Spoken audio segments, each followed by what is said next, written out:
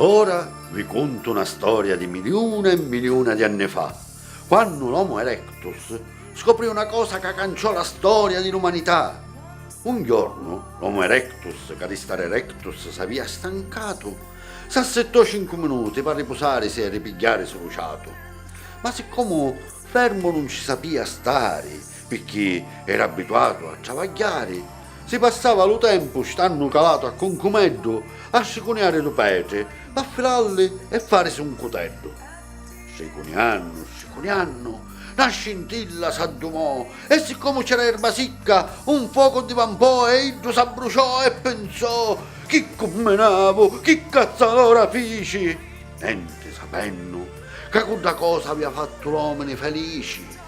Finalmente si potevano difendere, potevano cucinare, potevano escere la notte e si potevano quariare. Ma c'è un fuoco ancora più antico, che non lo vedi, ma no picchianico. Anzi, è lo più grande di tutti i fuochi e ti raccomando, è meglio che non ci occhi. Sto fuoco dorme dentro ogni cristiano e se la rospiglia è più ardente di lo fuoco di un vulcano. Questo è lo fuoco dell'amore che ha cancellato vita con il suo calore. È lo fuoco che fa sentire una madre con i sovrazza quando allatta la creatura e si l'abbraccia.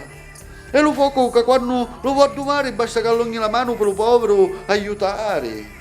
È lo fuoco che ti brucia dentro le mini quando la tua donna ti l'abbracci e tutto ti arrimini.